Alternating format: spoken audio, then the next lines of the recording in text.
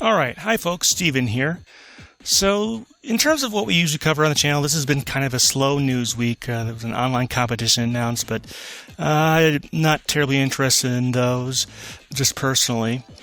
And, I guess we kind of should have expected a slow week with last weekend being the anniversary and all the announcements there. If you do need some more news and you weren't watching my channel last weekend, I posted up an interview with the Power of One song co-writer Mark Chait. It's a really good interview, and check it out when you get a chance. However, for this week, I thought we would do a little demo of the e-reader as it applies to the Pokemon trading card game. So, if you're not familiar with what the e-reader is, it's this little peripheral that you can see right there. And it plugs into a GBA. Here I have it plugged into a Game Boy player on my GameCube. And each of the cards of the various types has a little, some dot codes. You can see them here. And these contain data. And there were all sorts of cards made. There were ones that had NES games on them, unlockable content for games, and various other things. But right now we're going to talk about how it impacted the Pokemon trading card game. Now, before we get too far into this, I want to thank someone by the name of Uncle Bob. I found his FAQs related to this on GameFAQs, and I think you can also find them on Pojo if that site is still around. But it was very useful to find the cards, at least some of them that are in sets, so that I know what I'm looking for there. But in any case, as far as the trading card game, the e-reader sets went from late Generation 2 to early Generation 3, and actually it went a little longer in America than some of the other territories, which is kind of interesting. But cards would have up to 2 different codes on them. They would have potentially a long one. The first couple sets had long ones on most of the cards, and then you have a small one over here. So the small code contains some information about the card itself. So let's swipe that in and see what we get.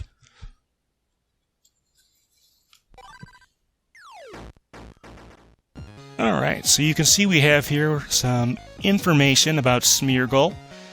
It's got its Pokedex number, its nickname or species name, height, weight, and just some basic information there. Now, if we page over, if I hit right on the control pad, so we see a little bit of information about the card itself. Talks about what the attacks actually do. It's some little data there. And then finally, one more page. So for cards that have a long code on one side, then this describes what happens there. So that's sort of the basic information you get with pretty much any Pokemon TCG e-reader card. Those little things there. It's nice. It's got a nice little image there, and they really crammed it in. There's really not much data on each of these cards, only a couple kilobytes, which is only a few thousand characters really. So that's nice there. Now, as far as the types of cards in the trading card game, if we back out of there, there's about 4 or 5 different things there.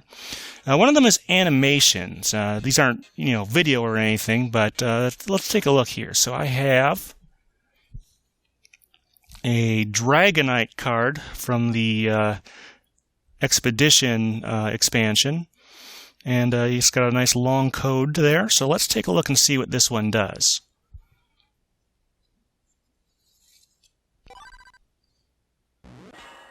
Alright. One thing you have to be careful of with the Game Boy player is make sure you slide carefully. It may be a little bit easier with a actual Game Boy Advance, but we'll see what happens here.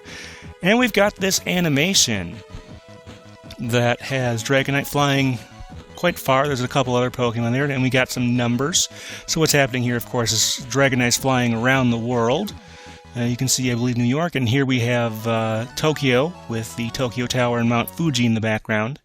Now, one neat thing with these is that if you play them again, you'll get usually something slightly different. With this one, I believe Dragonite will circle the world a certain number of times, and you might see some other Pokemon in there.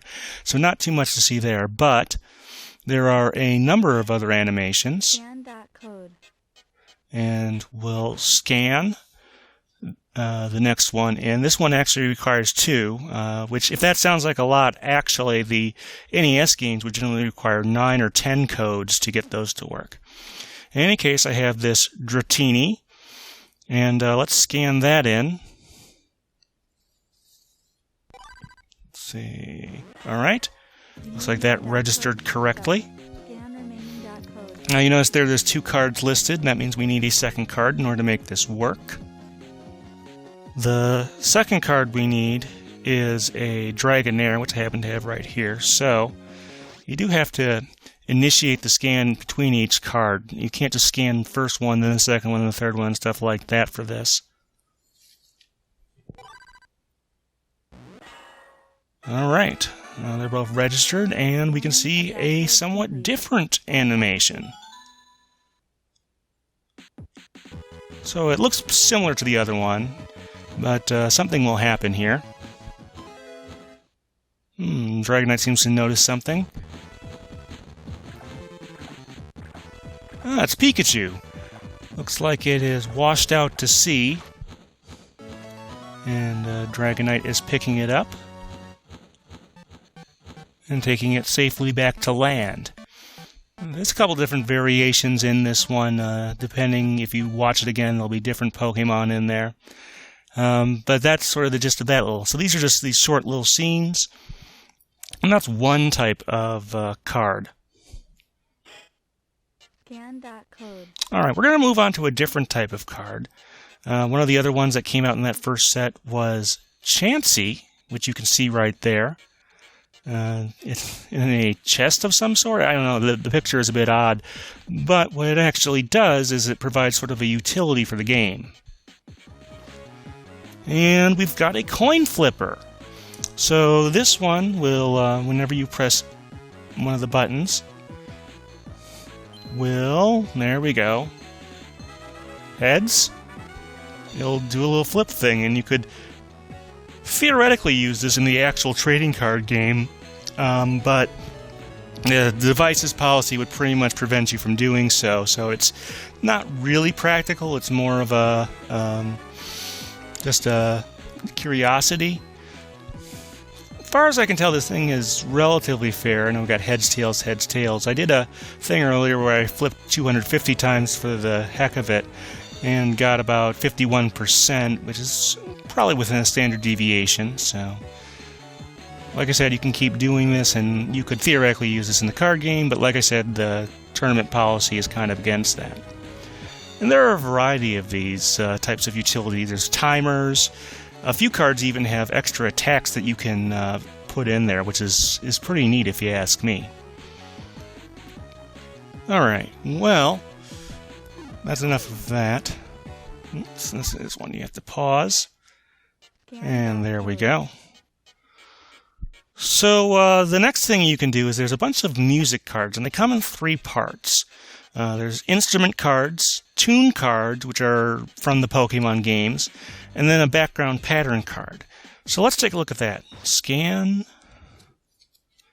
Alright, so we're going to use a Mareep card.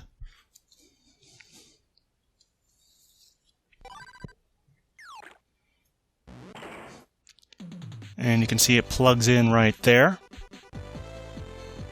So we've got our instrument, some sort of marimba or xylophone or something there. Next, I'm going to scan. You can scan these in any order, really, as long as you've got one of each component. But here's a Ghastly, and this is going to provide our tune. Alright. And there's one more part. There's a pattern. This is, like I said, a background pattern. Pattern can technically mean something else in sequencing music, but this is a background pattern that will go with the animation we create.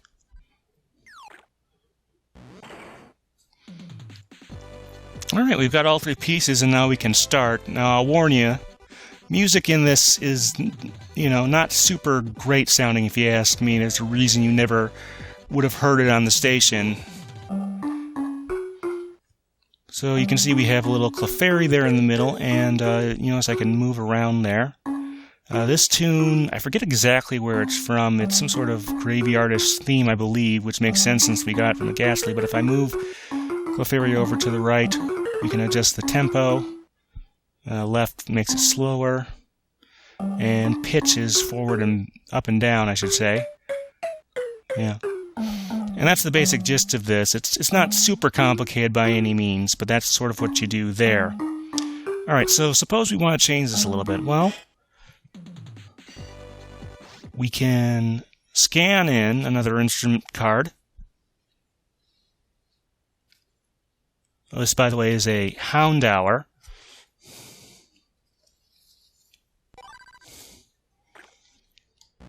So let's see. And looks like we've got banjo as our new instrument. So as you can hear, the instrument changes, but the tune is relatively the same.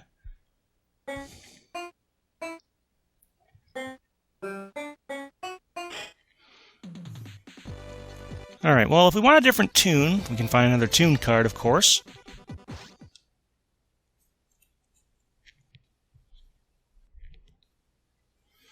So this is a Bulbasaur card. Has a different tune on it. Oops.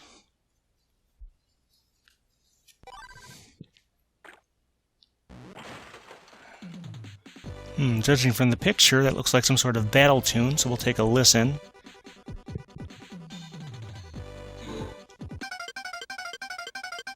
Yeah, the battle alarm right at the beginning doesn't sound super great, I'll admit that.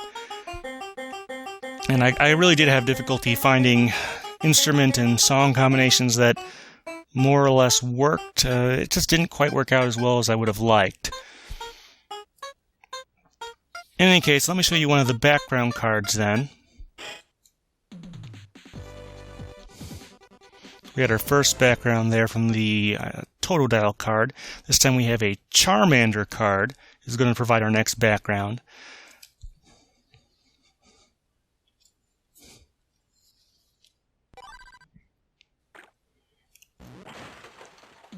We have an Electrode background on Charmander for some reason. So the cards, sometimes they match up with what they provide, but not always. And if you want to take a listen to this, again, it's the same tune, but of course the background is now some self-destructing electrodes, it looks like. But that's the gist of the music feature. Like I said, 3 parts. And, you know, it's maybe okay to play with, but, you know, there's better ways to get Pokemon music, if you ask me.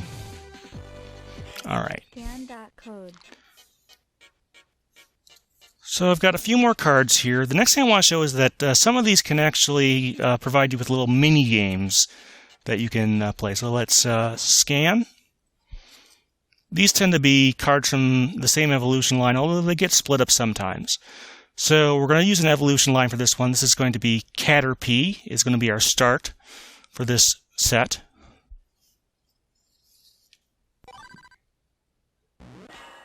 And you notice we need 2 more cards. We need, as you might expect, a Metapod and a Butterfree. So let's see.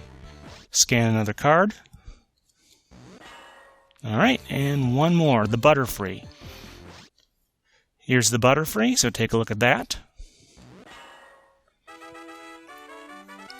So, that's all 3, and we get to play this little mini-game. Now, there may be a bit of input lag on my side. So we have Flower Power, and this is Endless Flying Game, effectively, where you are a Butterfree, and you're trying to get the nectar from the flowers. As you can see, my score there is listed up in the top right. See how far I can make it with this. All the games are more or less of this size. They're not super huge. And as such, not super deep. It's kind of interesting they chose to have this go right to left. Avoid the Beedrill. Should have kept going up. But in any case, that's the type of game you can see here. We're not going to do this. I believe the course is randomly generated each time, and it keeps, as you might expect, getting more and more difficult as time goes on. But those are the kind of games you can get off of these. And, you know, more or less, the last thing I want to mention is that, you know, the Nintendo's portables up until the DSi and 3DS were generally region-free, meaning you could play games from other regions on there. However, this particular one, the e-reader, is more or less region locked, and I'll explain in a second. So let's scan in our card, and I have this Japanese Magnemite card from one of the e-reader sets there. It's a nice little kind of hiding there for whatever reason, a little shy, I guess. In any case, let's see what happens when we try to scan this. Time delay error. I guess it wasn't quick enough. Let's try that again. Supposed to get a different error here. Region error. Region error. As you can see there, it doesn't like you taking cards from other regions. So the U.S. one can only grab U.S. cards and not Japanese ones. And if I go through and scan, here's the English version of that card, the English Magnemite. A little more readable, I would hope. But in any case, let's go ahead and pull that one through. And just to show, that does work fine there. We get little Magnemite's info. Nice little picture there. And so we get the description of what it is. And it describes here that there's a minigame for that, but there's 3 other cards you need. I think 4 or 5 is as high as the minigame cards go. But that's more or less the e-reader. If you want to learn more about it, there's a ton of resources online. Some very good things talking about the sort of the history of the device.